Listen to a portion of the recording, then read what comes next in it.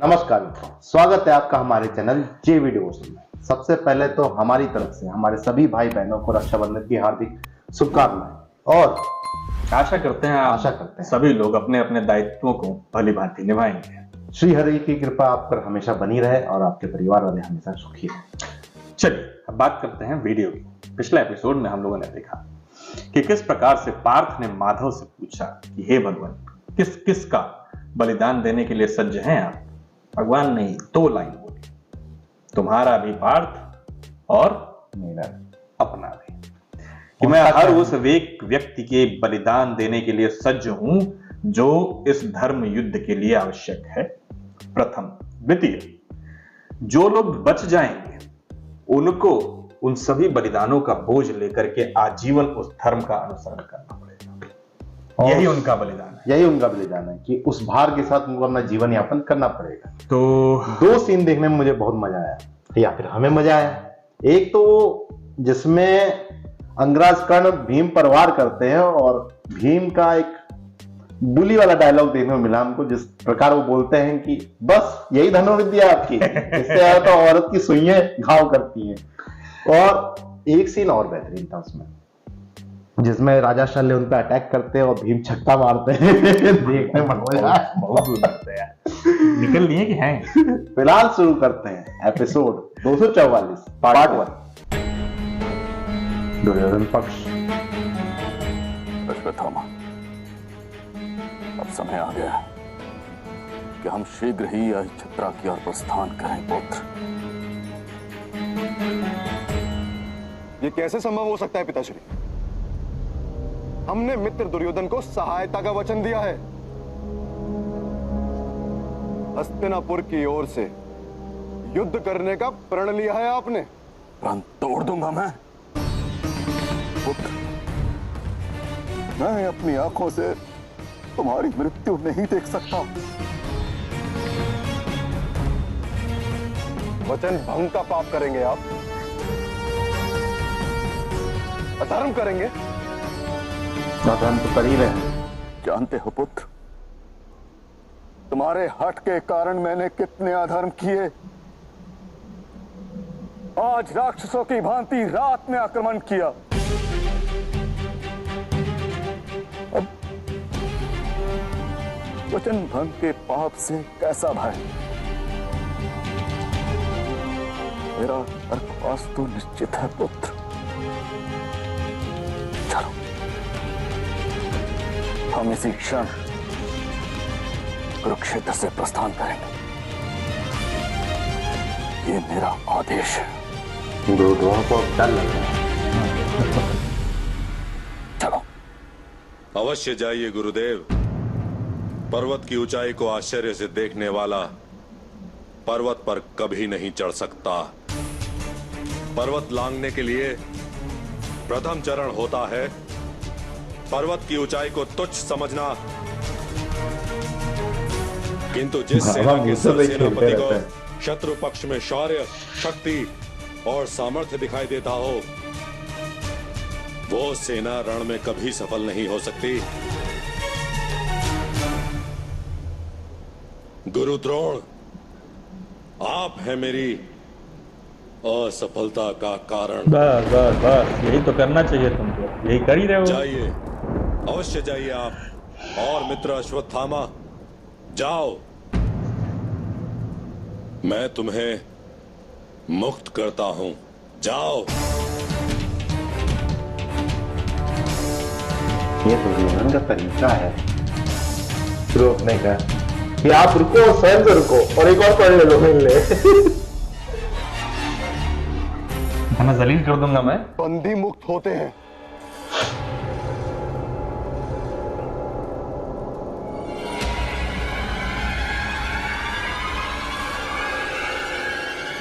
मित्र नहीं मुक्त होते दुर्योधन। पत्थर के प्रहार से पानी नहीं टूटता।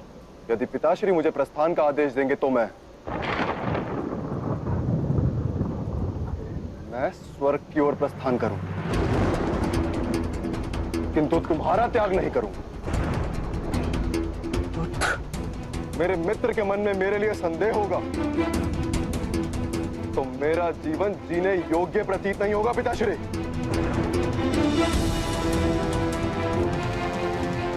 मैं निरंतर तुम्हारे साथ रहूंगा दुर्योधन।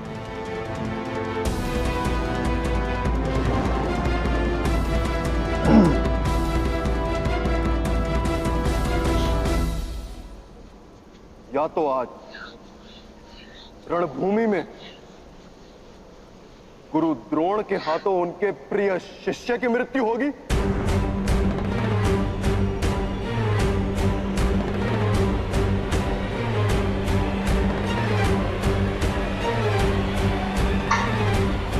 या सूर्यास्त के समय दुर्योधन के हाथों मृत्यु होगी उसके मित्र अश्वत्थामा की।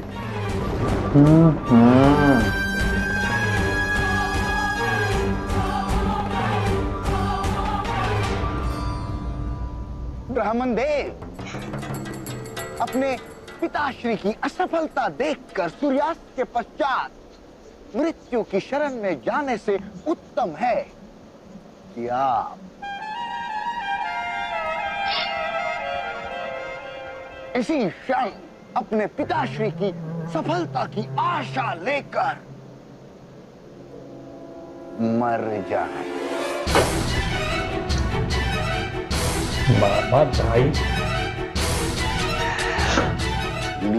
आग में घी डालने का काम कोई सीखे इनसे। आपके पिता से तो ना हो पाएगा, अभी मर जाओ।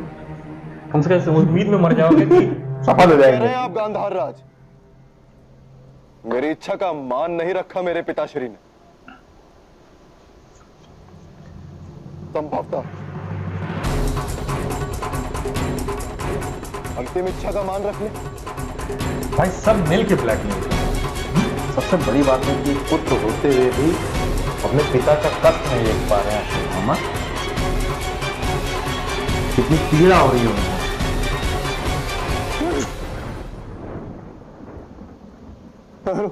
ये पुत्र मोही ले डूबा, अच्छे अच्छों को ले डूबा।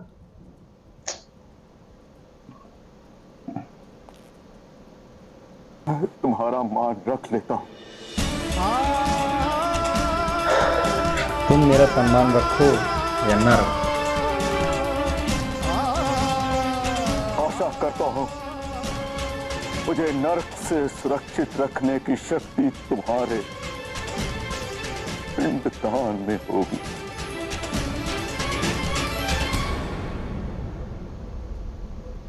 तुम्हारे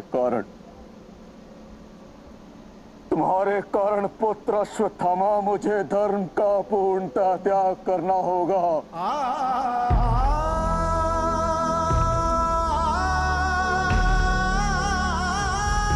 पुत्र पिता का बल बनता किंतु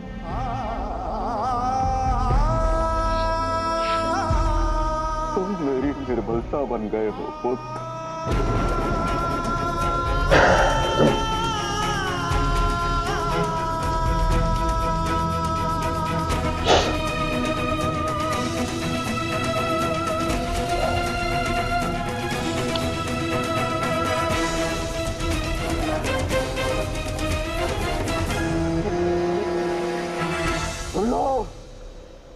सुन लो युवराज, मैं अपने जीवन भर के संचित पुण्यों से कवच निर्मित करता हूं। यदि मैंने जीवन भर अपने सभी शिष्यों को समान दृष्टि से देखा है, कोई मेरे इस कवच को भेद नहीं पाएगा।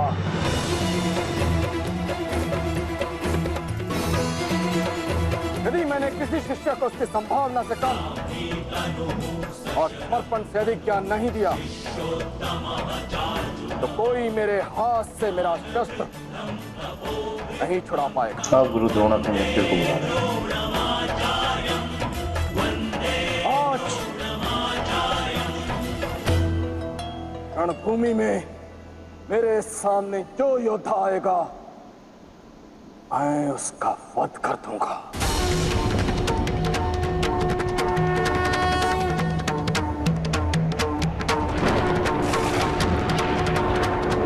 अपने पुत्र के प्राणों की रक्षा हेतु धर्म के पुत्रों के प्राण देने के लिए सज्ज है गुरुदेव। युद्ध का 15वां दिन। आज गुरु द्रोण का प्रकोप देखने मिलेगा।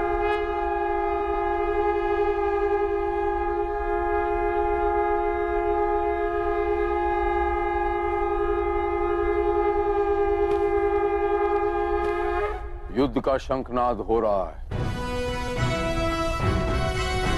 अब द्रोण की मृत्यु होगी। सम्राट युधिष्ठिर, द्रोण की मृत्यु होते ही शत्रुओं का पराजय हो जाएगा। पिताश्री यथार्थ कह रहे हैं। युवराज भीम के पुत्र घटोत्कच ने शत्रुओं की 2 अक्षौहिणी सेना का नाश कर दिया।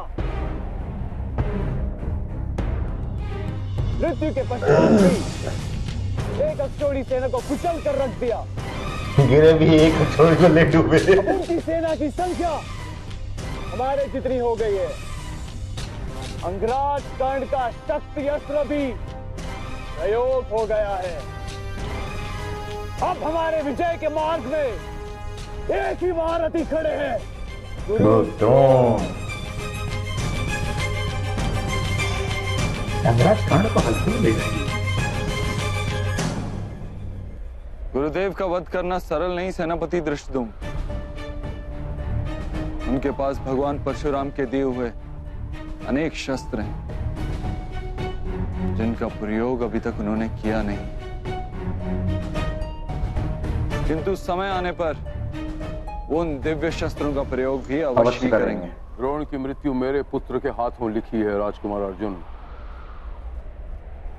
मेरा अपराधी है। मेरे सामने उसके हाथ कांप जाएंगे। पुत्र धृष्टद्युम्न, आज तुम मेरे साथ रहोगे। द्रोण का वध करोगे। अवश्य पिताश्री। आज किसी भी स्थिति में गुरु द्रोण की मृत्यु अनिवार्य है महाराज द्रुपद।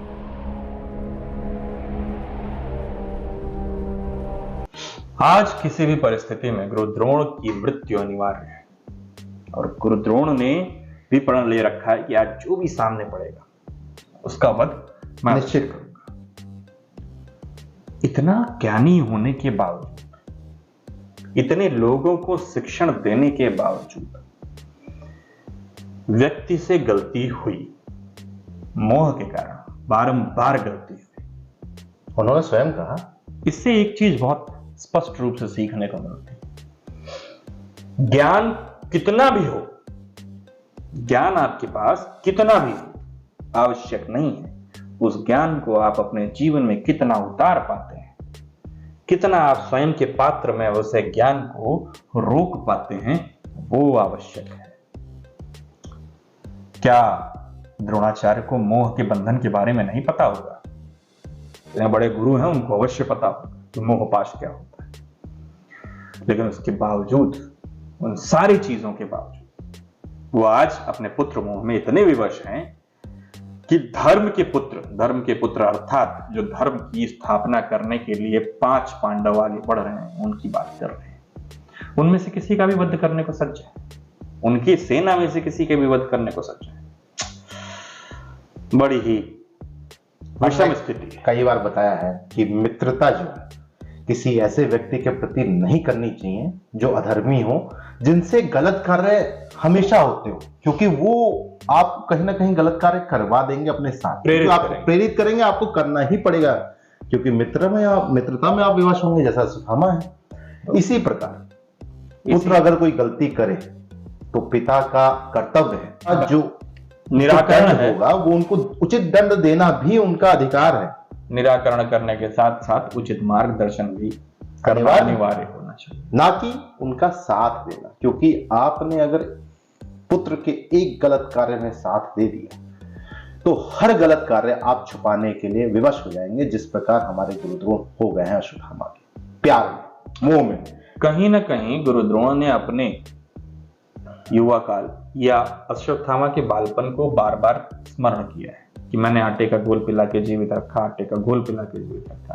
अपने पुत्र को ऐसा जीवन मैं नहीं दे पाया, उनके मन में गिल्ट रह गया कि मैं ऐसा जीवन नहीं दे पाया जिसकी अपेक्षा मेरे पुत्र को स्वयं मुझसे थी, जिसकी एक हर बच्चे को एक अभिलाषा, क्योंकि मैं बहुत बड़ा ज्ञानी था, तो कहीं ना कहीं शिक्षक था, कहीं ना कहीं ये जो आप अपने आप को एक सीमा तक बाध्य करते हैं कि मुझे ये करना चाहिए था, मैं ये नहीं कर पाया, आपकी हताशा ने आपके हताश मन को मोह से बांध दिया और उस मोह ने आपको अधर्म से बांध। मुझे लग रहा है गुरु द्रोणों का पहली गलती जो थी वो यही थी कि जब उन्होंने शिक्षा देने का विचार किया था सभी को, तो उन्होंने एक शर्त रखी कि मेरा बेटा भी शिक्षा ग्रहण करेगा, हाँ, और उन राजकुमारों के साथ ही करेगा। अब उसमें तो क्या यही व्यापार हो गया?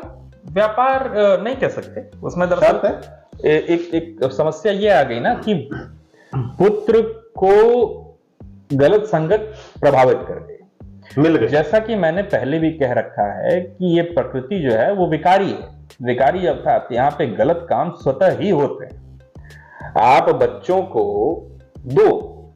को एक साथ रख दें और मिट्टी में रख दें, देखिए उनको कोई नहीं बताएगा कि मिट्टी खानी है कि नहीं खानी, लेकिन वो गलत कार्य स्वतः ही कर लेंगे, क्योंकि गलत कार्य करने के लिए कोई प्रेरणा की आवश्यकता नहीं होती है, समय उसको अपने आप करवा देता है, लेकिन सही कार्य करने के लिए आपको प्रेरणा की आवश्यकता। गलत कार्य बहुत आसान लगते हैं, प्रतीत होते हैं कि बहुत सरल है, इसलिए इंसान उसको करने में भूल कर देता है, और जो सच की राह पे चलते हैं उनके लिए हर कार्य कठिन होता है।